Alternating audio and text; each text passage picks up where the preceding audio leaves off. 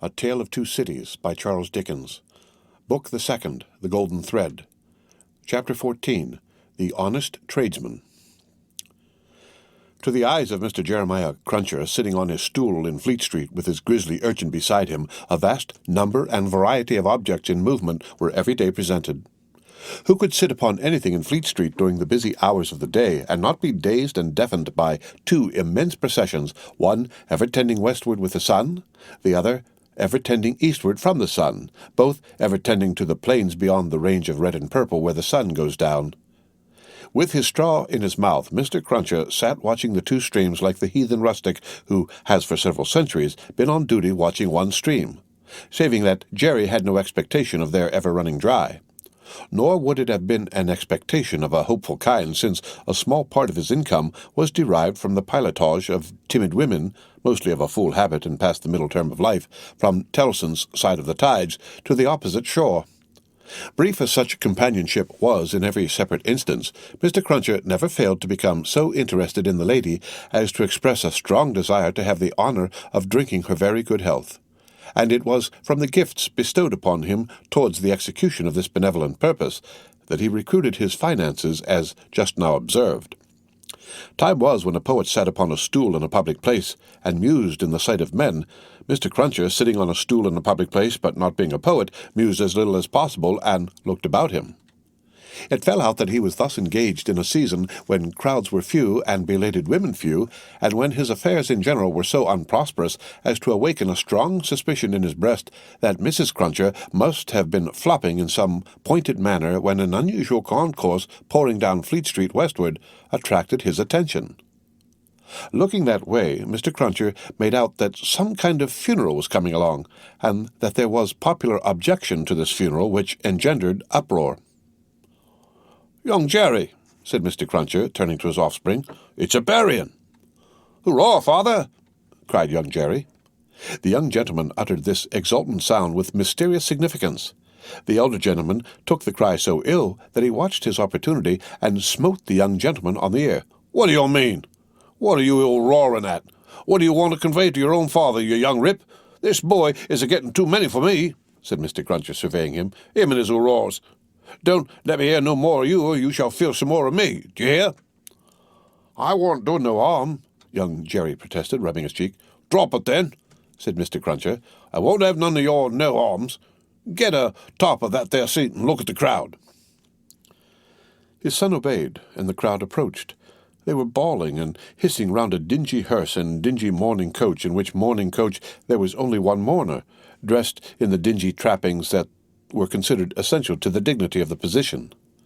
The position appeared by no means to please him, however, with an increasing rabble surrounding the coach, deriding him, making grimaces at him, and incessantly groaning and calling out, "Yeah, spies! Yeah, spies!" with many compliments too numerous and forcible to repeat. Funerals had at all times a remarkable attraction for Mr. Cruncher. He always pricked up his senses and became excited when a funeral passed Tellson's.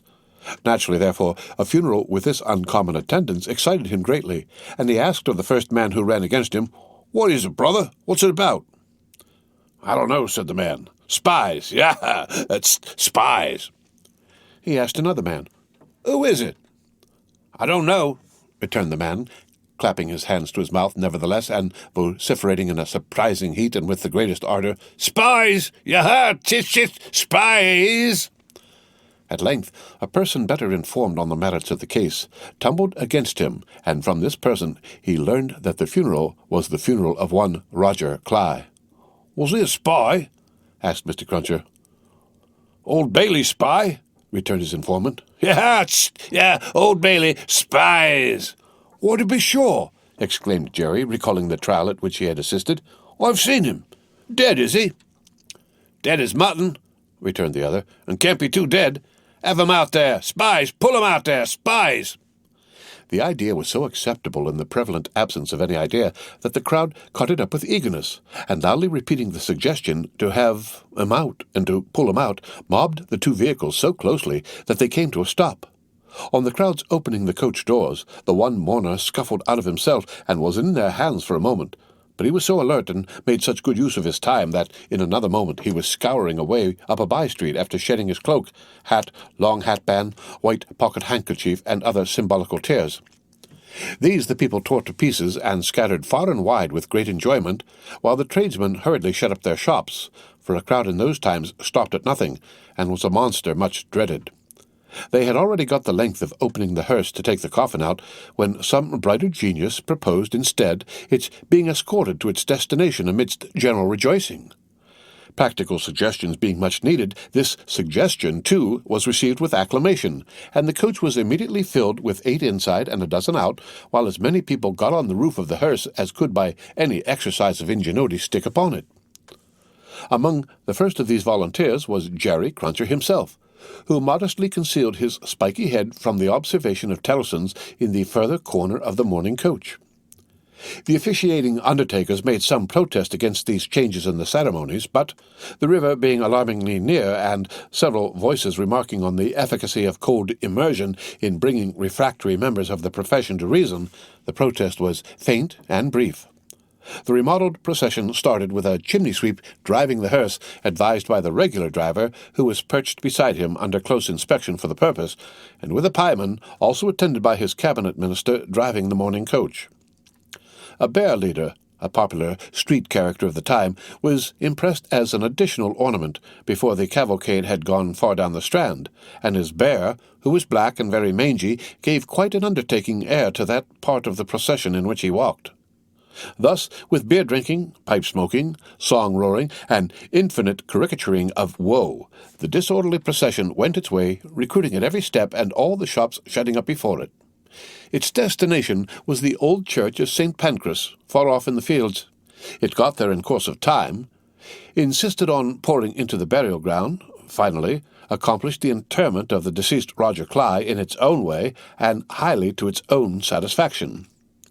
The dead man disposed of, and the crowd being under the necessity of providing some other entertainment for itself, another brighter genius, or perhaps the same, conceived the humour of impeaching casual passers-by as Old Bailey spies, and wreaking vengeance on them. Chase was given to some scores of inoffensive persons who had never been near the Old Bailey in their lives, in the realization of this fancy, and they were roughly hustled and maltreated.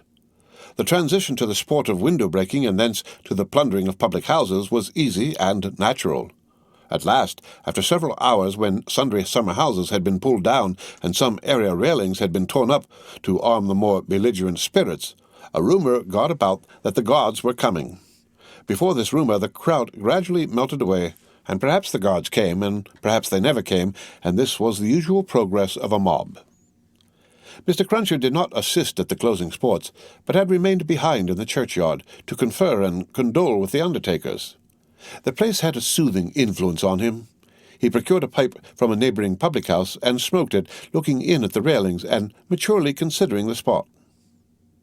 "Jerry," said Mr. Cruncher, apostrophizing himself in his usual way, "you see that there Cly that day, and you see with your own eyes that he was a young un and a straight maiden." Having smoked his pipe out and ruminated a little longer, he turned himself about that he might appear before the hour of closing on his station at Tellson's.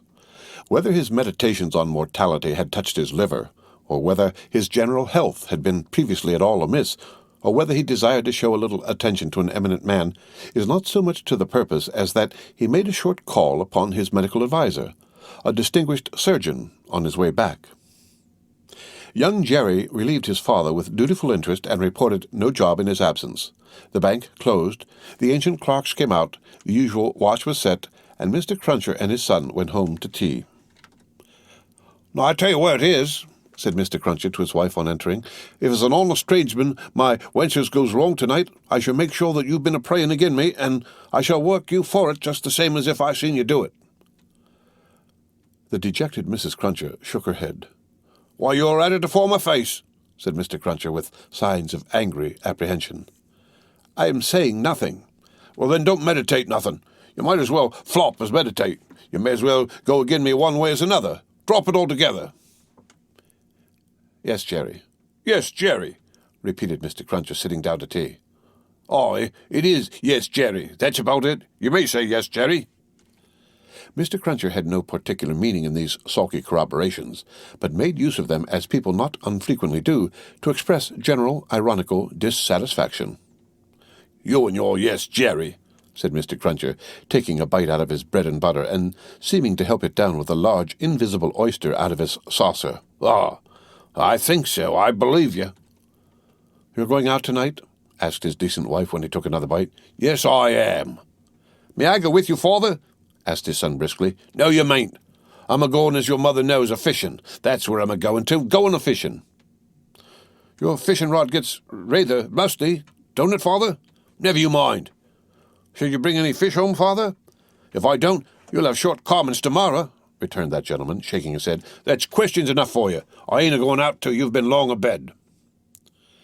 He devoted himself during the remainder of the evening to keeping a most vigilant watch on Mrs. Cruncher, and solemnly holding her in conversation that she might be prevented from meditating any petitions to his disadvantage. With this view, he urged his son to hold her in conversation also, and led the unfortunate woman a hard life by dwelling on any causes of complaint he could bring against her, rather than he would leave her for a moment to her own reflections. The devoutest person could have rendered no greater homage to the efficacy of an honest prayer than he did in this distrust of his wife. It was as if a professed unbeliever in ghosts should be frightened by a ghost story. "And mind you," said Mr. Cruncher, "no games tomorrow. If I, as a honest tradesman, succeeded in providing a jint of meat or two, none of your not touching of it and sticking to bread. If I, as a honest tradesman, am able to provide a little beer, none of your declaring on water. When you go to Rome, do as Rome does. Rome will be an ugly customer to you if you don't. I'm your Rome, you know." Then he began grumbling again.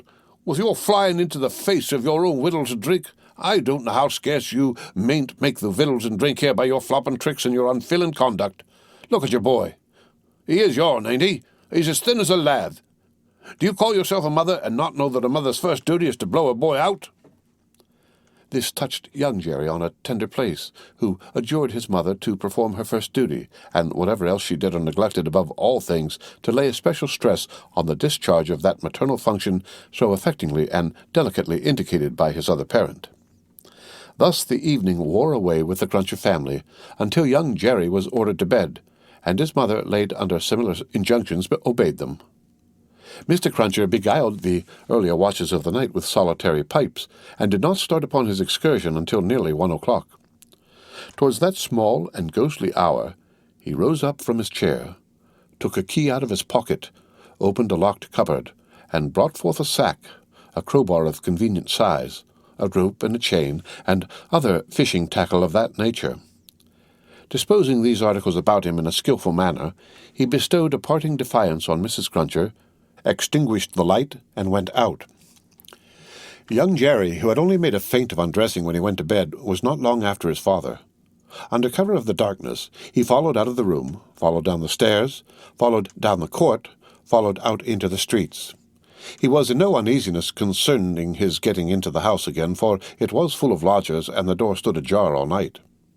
Impelled by a laudable ambition to study the art and mystery of his father's honest calling, young Jerry, keeping as close to house-fronts, walls, and doorways as his eyes were close to one another, held his honoured parent in view. The honoured parent, staring northward, had not gone far when he was joined by another disciple of Isaac Walton, and the two trudged on together. Within half an hour from the first starting, they were beyond the winking lamps, and the more than winking watchman, and were out upon a lonely road. Another fisherman was picked up here, and that so silently that if young Jerry had been superstitious, he might have supposed the second follower of the gentle craft to have, all of a sudden, split himself into two. The three went on, and young Jerry went on, until the three stopped under a bank overhanging the road. Upon the top of the bank was a low brick wall surmounted by an iron railing. In the shadow of bank and wall, the three turned out of the road and up a blind lane, of which the wall there, risen to some 8 or 10 feet high, formed one side. Crouching down in a corner, peeping up the lane, the next object that young Jerry saw was the form of his honoured parent, pretty well defined against the watery and clouded moon, nimbly scaling an iron gate. He was soon over, and then the second fisherman got over, and then the third. They all dropped softly on the ground within the gate, and lay there a little, listening perhaps. Then they moved away on their hands and knees. It was now young Jerry's turn to approach the gate, which he did, holding his breath. Crouching down again in a corner there, and looking in, he made out the three fishermen creeping through some rank grass, and all the gravestones in the churchyard. It was a large churchyard that they were in, looking on like ghosts in white, while the church tower itself looked on like the ghost of a monstrous giant. They did not creep far before they stopped and stood upright, and then they began to fish. They fished with a spade at first. Presently the honoured parent appeared to be adjusting some instrument like a great corkscrew. Whatever tools they had worked with, they worked hard, until the awful striking of the church clock so terrified young Jerry that he made off with his hair as stiff as his father's. But his long-cherished desire to know more about these matters not only stopped him in his running away, but lured him back again. They were still fishing perseveringly when he peeped in at the gate for the second time, but now they seemed to have got a bite. There was a screwing and complaining sound down below, and their bent figures were strained as if by a weight. By slow degrees the weight broke away the earth upon it and came to the surface. Young Jerry very well knew what it would be, but when he saw it, and saw his honoured parent about to wrench it open, he was so frightened, being new to the sight, that he made off again, and never stopped until he had run a mile or more. He would not have stopped then for anything less necessary than breath, it being a spectral sort of race that he ran, and one highly desirable to get to the end of. He had a strong idea that the coffin he had seen was running after him, and pictured as hopping on behind him, bolt upright upon its narrow end, always on the point of overtaking him, and hopping on at his side, perhaps taking his arm. It was a pursuer to shun. It was an inconsistent and ubiquitous fiend, too, for while it was making the whole night behind him dreadful, he darted out into the roadway to avoid dark alleys, fearful of its coming hopping out of them like a dropsical boy's kite without tail and wings.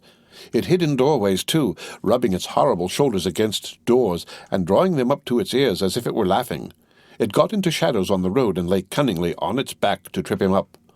All this time it was incessantly hopping on behind and gaining on him, so that when the boy got to his own door he had reason for being half dead. And even then it would not leave him, but followed him upstairs with a bump on every stair, scrambled into bed with him, and bumped down, dead and heavy, on his breast when he fell asleep. From his oppressed slumber, young Jerry in his closet was awakened after daybreak, and before sunrise, by the presence of his father in the family room. Something had gone wrong with him, at least so young Jerry inferred from the circumstance of his holding Mrs. Cruncher by the ears and knocking the back of her head against the headboard of the bed. "I told you I would," said Mr. Cruncher, "and I did." Jerry, his wife implored. "You oppose yourself to the profit of the business," said Jerry, "and me and my partner suffer. You was to honour and obey. Why the devil don't you?" "I try to be a good wife, Jerry," the poor woman protested with tears. "Is it being a good wife to oppose your husband's business? Is it honouring your husband to dishonour his business? Is it obeying your husband to disobey him on the vital subject of his business?" "You hadn't taken to the dreadful business then, Jerry." "It's enough for you," retorted Mr. Cruncher, "to be the wife of an honest tradesman, and not to occupy your female mind with calculations when he took to his trade or when he didn't. A honouring and obeying wife would let his trade alone altogether. Call yourself a religious woman. If you're a religious woman, give me a irreligious one.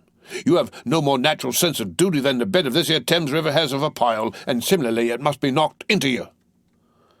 The altercation was conducted in a low tone of voice, and terminated in the honest tradesman kicking off his clay-soiled boots and lying down at his length on the floor. After taking a timid peep at him lying on his back with his rusty hands under his head for a pillow, his son lay down too, and fell asleep again. There was no fish for breakfast, and not much of anything else. Mr. Cruncher was out of spirits and out of temper, and kept an iron pot-lid by him as a projectile for the correction of Mrs. Cruncher, in case he should observe any symptoms of her saying grace. He was brushed and washed at the usual hour, and set off with his son to pursue his ostensible calling. Young Jerry, walking with the stool under his arm at his father's side along sunny and crowded Fleet Street, was a very different young Jerry from him of the previous night, running home through darkness and solitude from his grim pursuer.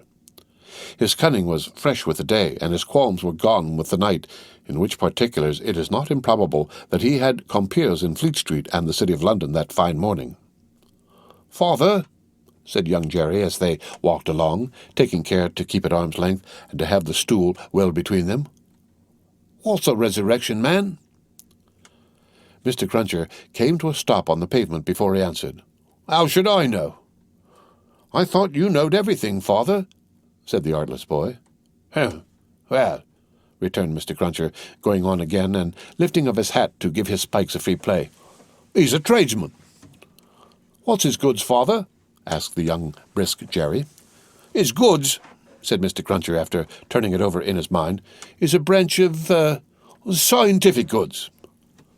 "Persons' bodies, ain't it, father?" asked the lively boy. "I believe it is something of that sort," said Mr. Cruncher. "Oh, father, I should so like to be a resurrection man when I'm quite growed up." Mr. Cruncher was soothed, but shook his head in a dubious and moral way. "It depends on how you develop your talents. Be careful to develop your talents, and never to say no more than you can help to nobody, and there's no telling at the present time what you may not come to be fit for." As young Jerry, thus encouraged, went on a few yards in advance to plant the stool in the shadow of the bar, Mr. Cruncher added to himself, "Jerry, you honest tradesman, there's hopes what that boy will yet be a blessing to you, and a recompense to you for his mother." The end of Book the Second, The Golden Thread, Chapter 14.